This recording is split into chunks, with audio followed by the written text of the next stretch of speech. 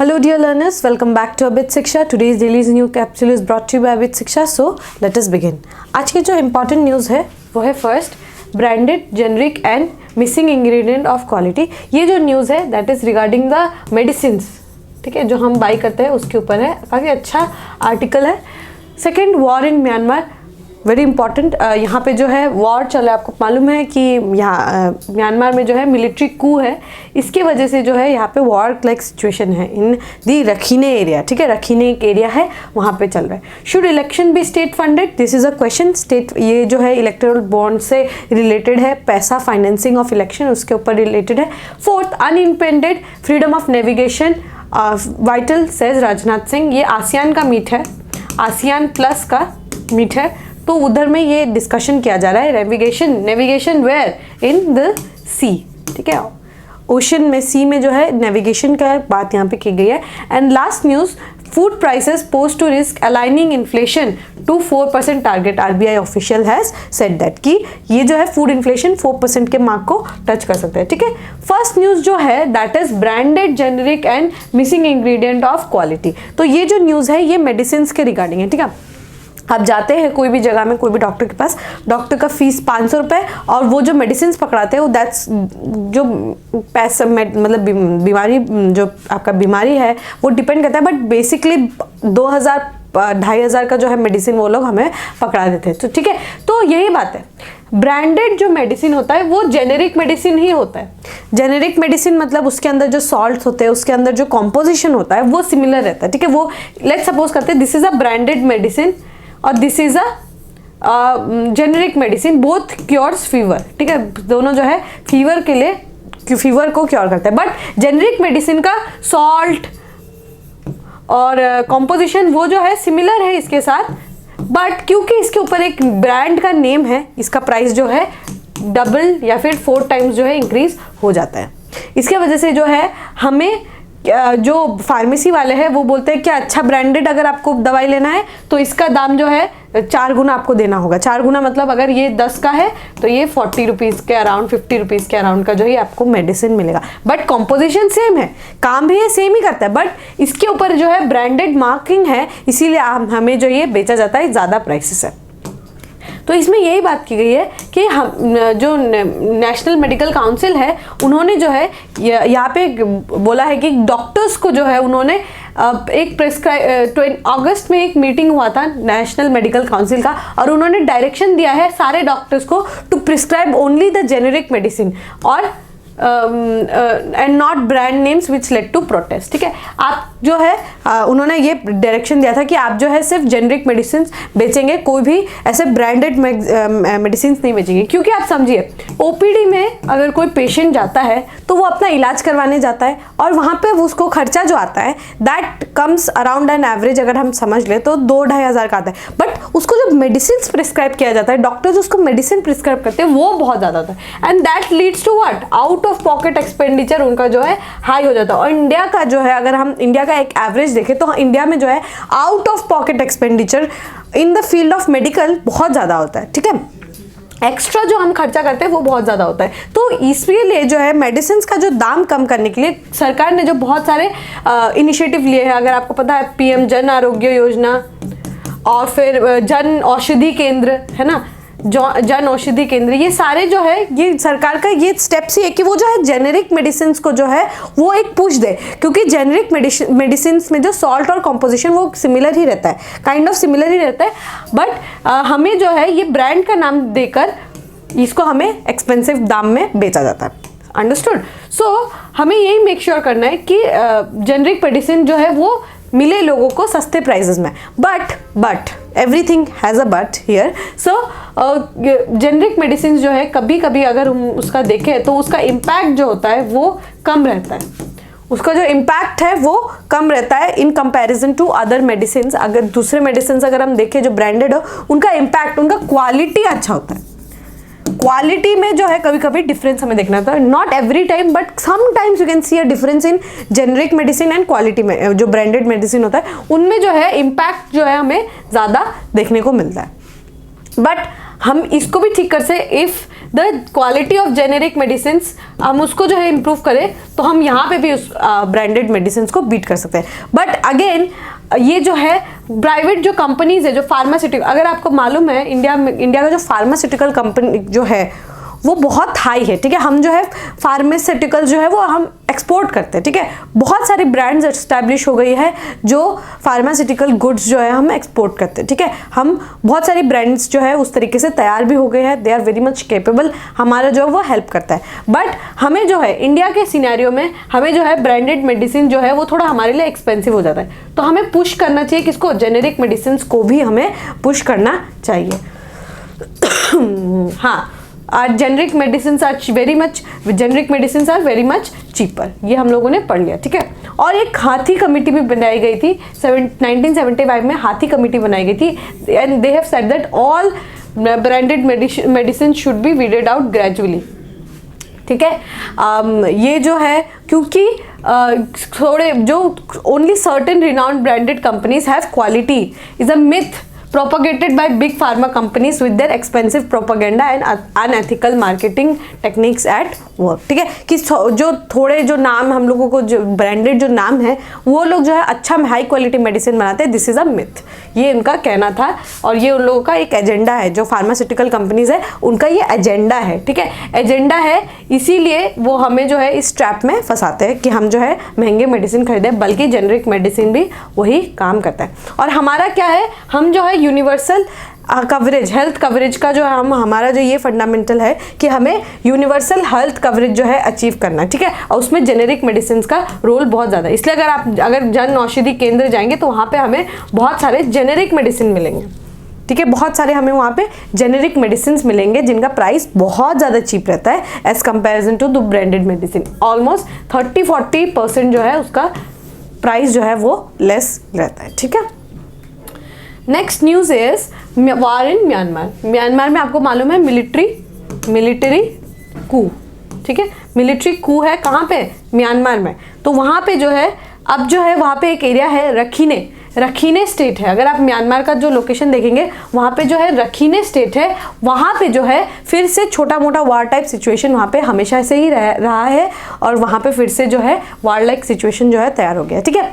So a coordinated offensive by Myanmar ethnic rebels, जो वहाँ पे जो है रेबल ग्रुप है अगेंस्ट द हुंटा, ठीक है। Junta is the military coup को मिलिट्री हुंटा बोला जाता है, ठीक है। तो ये several parts of the country में हुआ है लास्ट, और मतलब वो भी क्यों चाहते हैं, जो रेबल ग्रुप्स चाहते हैं कि यहाँ पे क्या है, डेमोक्रेसी आए, ठीक है, डेमोक्रेसी आए वो चाहते हैं, इसीलिए वो छोटे बड़े रेबल्स जो है वो करते रहते हैं, ठीक है।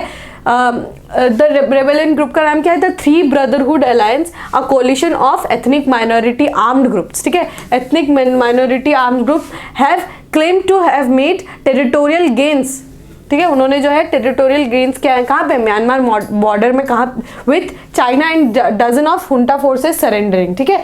यहाँ पे जो है बहुत सारे जो मिलिट्री के फोर्सेस है उनको सरेंडर करवाया बाय एथनिक रेबल ग्रुप्स, ठीक है। इंडिया को क्या इशू है, इंडिया का जो रखीने स्टेट है, अगर आप लोकेशन देखेंगे रखीने स्टेट है वो इंडिया के वहाँ के जो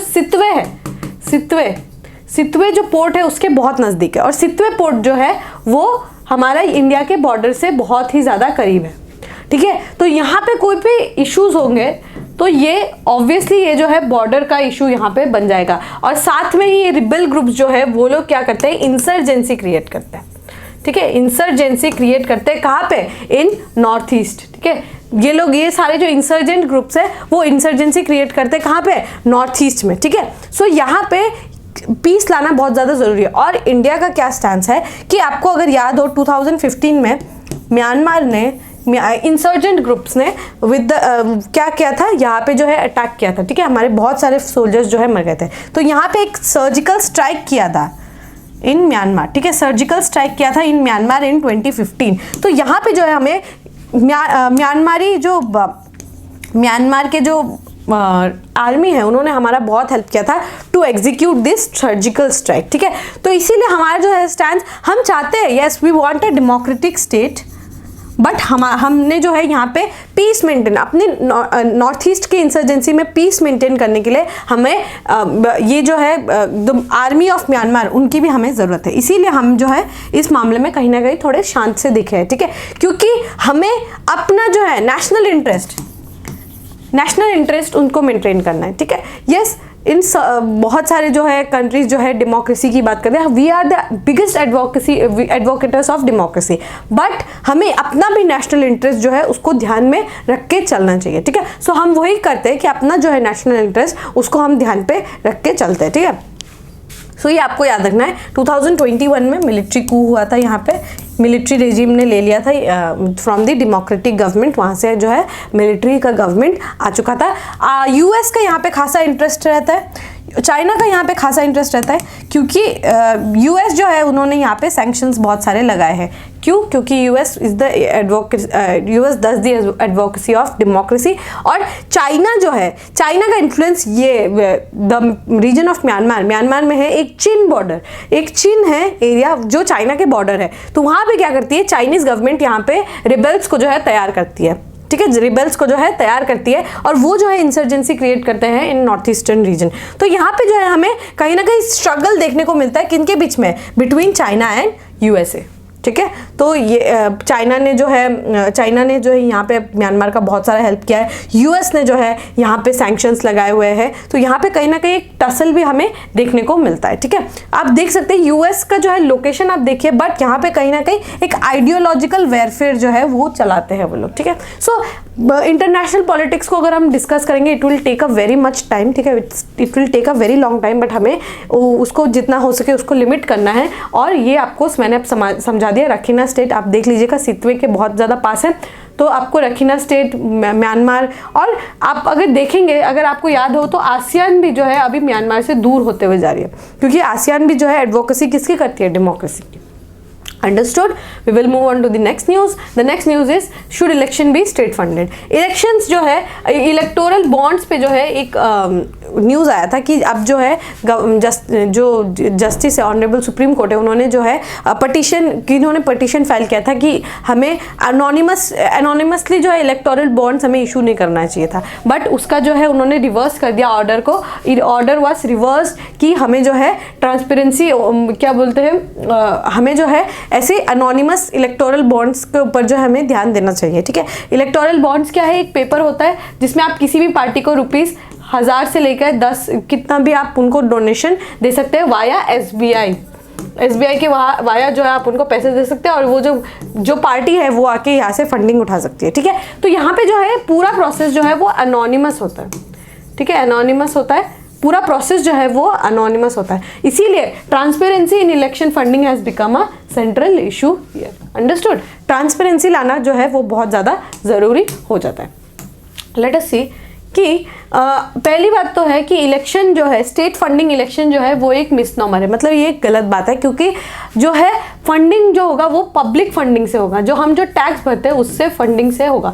इससे क्या होगा, कुछ पॉजिटिव्स कुछ नेगेटिव्स अगर हम निकालें, पॉजिटिव्स में मतलब कि जो है एक ट्रांसपेरेंट इलेक्शन होने की बात यहाँ पे की गई है, ठीक है, ट्रांसपेरेंट इलेक्शन, क्योंकि पब्लिक फंडिंग से अगर हम पैसे या फिर कोई इस तरीके का माध्यम उनको दे दे कि वो जो है उनके फंडिंग्स जो है, जो इस तरीके से अगर आप देखेंगे बहुत सारी बड़ी बड़ी नेशनल इंटरनेशनल कंपनीज जो है यहाँ पे फंडिंग देती है, ठीक है, पार्टीज को जो है यहाँ पे फंडिंग मिलता है। तो यहाँ पे जो है एक लेवल प्लेइंग फील्ड जो है उसको बनाने की यहाँ पे बात की गई है, level playing field for those जिनके पास उतना ज़्यादा फंडिंग नहीं है, ठीक है। एक तो ट्रांसपेरेंसी आएगा, क्योंकि हम जो है किसी को उनके खुद के जितने भी पैसे हैं वो हम उनको अलाउ नहीं करेंगे, एक्स्ट्रा फंडिंग जो है हम उनको अलाउ नहीं करेंगे। इनफैक्ट ये सब जो है इंद्रजीत गुप्ता कमेटी में जो है रिकमेंडेशन था, ये सब जो है कमिटीज़ ने रिकमेंड किया, ठीक है। सेकेंड ARC ने भी रिकमेंड किया, सेकेंड ARC ने भी यही रिकमेंड किया है कि हमें जो है पब्लिक फंडिंग के साथ जो है ये इलेक्शन करवाना चाहिए।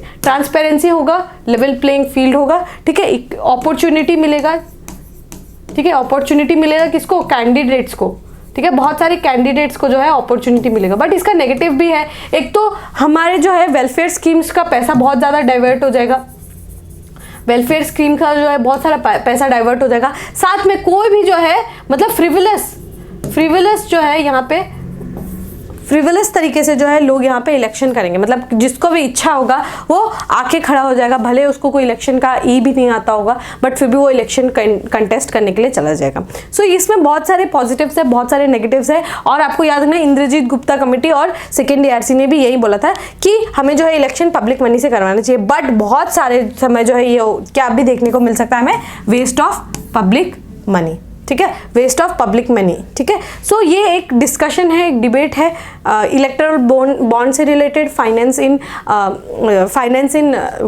Conducting election, the model of code of conduct, ठीक है, हमें जो है ट्रांसपेरेंसी मेंटेन करने की यहाँ पे बात की गई है। तो पब्लिक फंडिंग जो है किस तरीके से हमें हेल्प कर सकता है, बट इसका जो नेगेटिव्स है वो मुझे थोड़ा ज़्यादा देखने को मिलता है as comparison to positives. But इस तरीके से जो है अगर आप सोचें इसको बड़े लेवल पे, तो इलेक्शन जब होता है तो यहाँ पे बहुत सारी पार्टीज़ को जो है फंडिंग मिलता है, ठीक है, जो बहुत बड़ी बड़ी पार्टीज़ होती है उन लोगों को बहुत ज़्यादा फंडिंग मिलता है यहाँ पे बहुत सारे कंपनीज से। तो कहीं ना कहीं इस तरीके के डिसीजन बनाए जा सकते हैं लेटर ऑन कि जो इन बड़ी बड़ी कंपनीज को जो है वो जो उस कंपनी के लिए ज़्यादा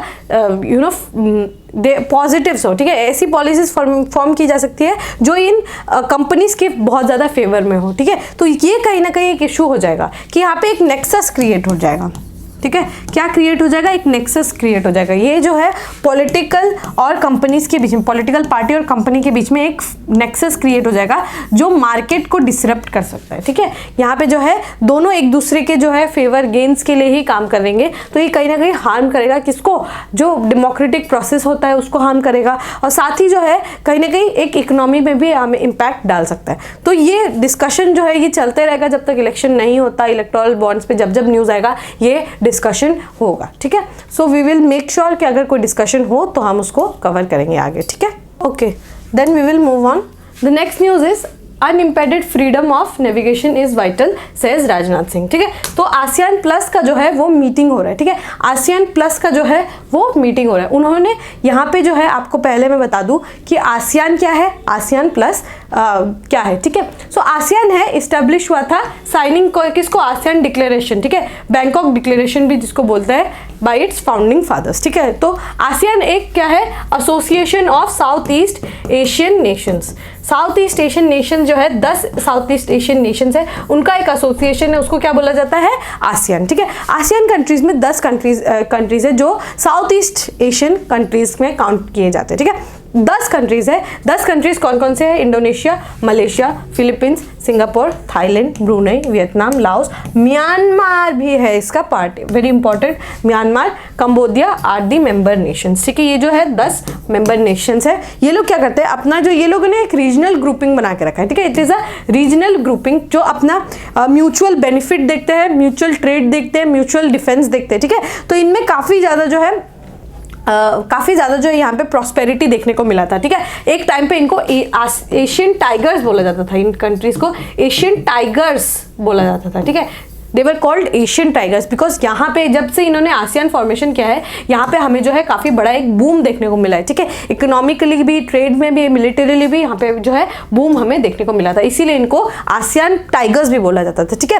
आपको याद रखना है 10 कंट्रीज है, Indonesia, Malaysia, Philippines, Singapore and Thailand are the founding fathers. ये 5 कंट्री ने मिलकर जो है फाउंड किया था किसको, आसियान को। बाकी 10 कंट्रीज जो है बाद में इनकी मेंबर कंट्रीज बनी, ठीक है। अभी ये आपको आसियान समझ आ गया। What is ASEAN plus, ASEAN defence minister meeting plus, ठीक है, इसको आसियान प्लस भी बोला जाता है, ASEAN defence ministers meeting plus, ADMM plus, ठीक है। इसमें क्या होता है, आसियान की 10 कंट्रीज और 8 एक्स्ट्रा कंट्रीज जो है वो यहाँ पे डिफेंस के ऊपर कॉपरेशन करती है, ठीक है।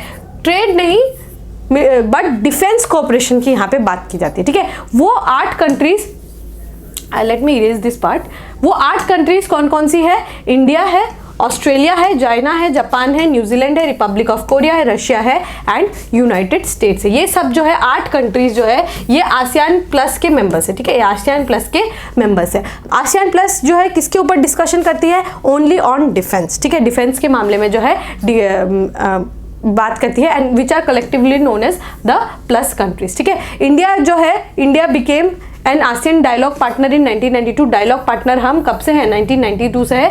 और ADMM जो है जब रिलीज हुआ था, मतलब पहली बार जब इनॉग्रल हुआ था तब भी इंडिया जो है इनका मेंबर था इन 2010। तब आपको याद रखना है ADMM प्लस जो है वो 2010 में इनॉग्रल हुआ था और हम जो है आसियान के साथ डायलॉग पार्टनर है सिंस 1992। ठीक है, तो अभी जो है आपको मालूम होगा कि सी